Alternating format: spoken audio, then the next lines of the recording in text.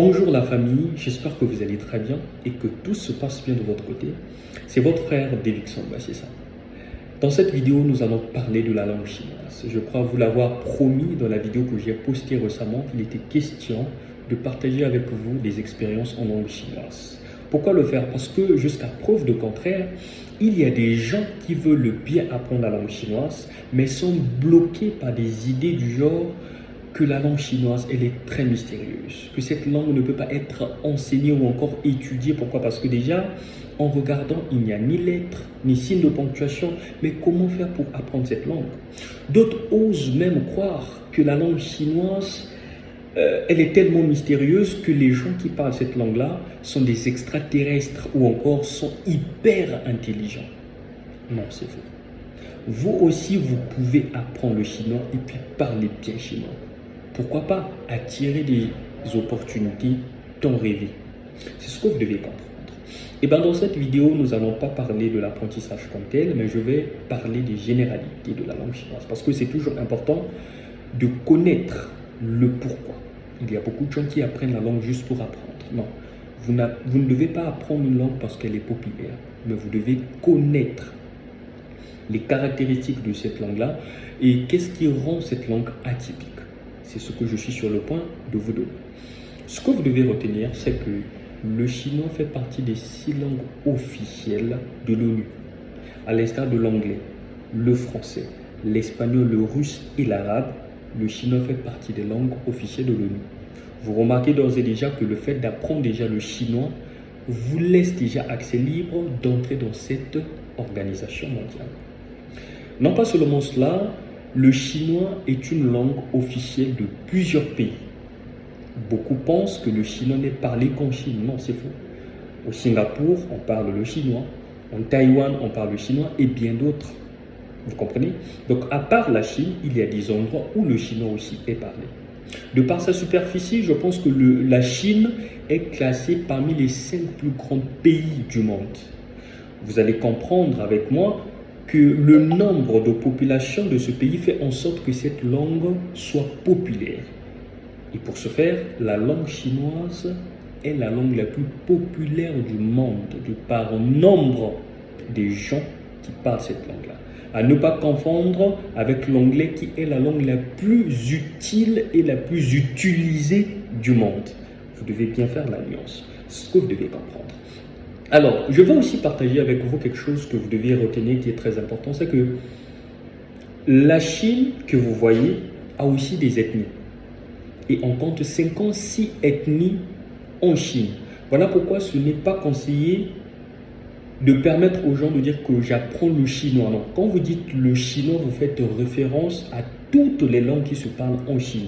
Vous devez être précis. Et la précision, c'est quand vous dites que vous apprenez le mandarin. Le mandarin. Ne dites pas que j'apprends le chinois, mais dites plutôt que j'apprends le mandarin. Quand vous parlez du mandarin, on comprend d'ores et déjà que vous parlez de la langue officielle de la Chine.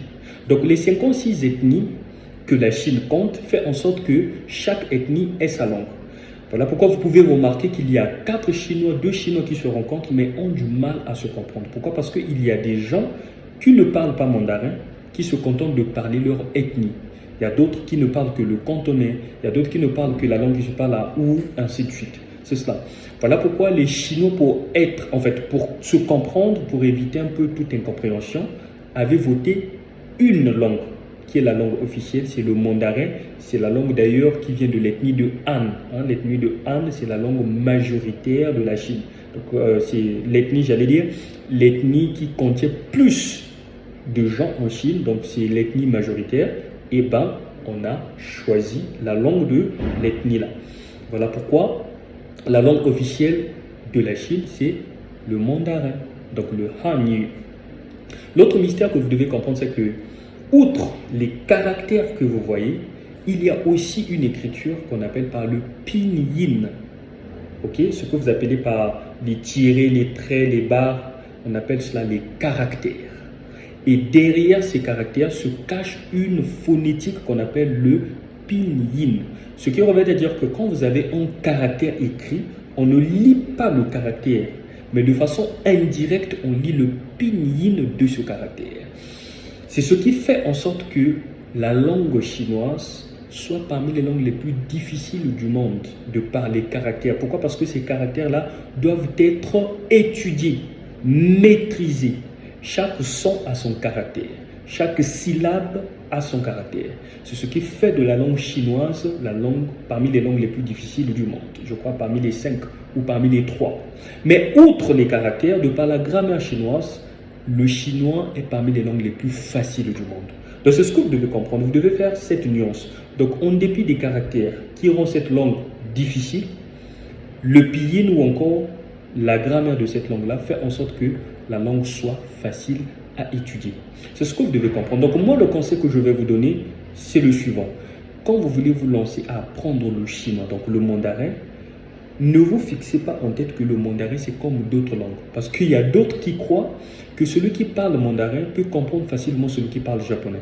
Que celui qui parle mandarin peut comprendre facilement celui qui parle coréen. C'est faux, ça n'a rien à voir avec ces langues-là.